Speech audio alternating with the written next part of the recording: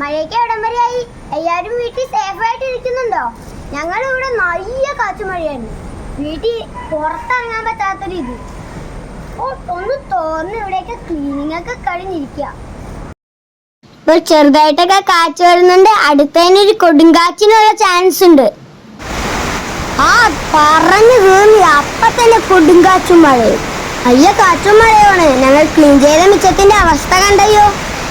എല്ലാരും വീട്ടിൽ safe ആയിട്ടിരിക്കുന്നുണ്ടോ? By.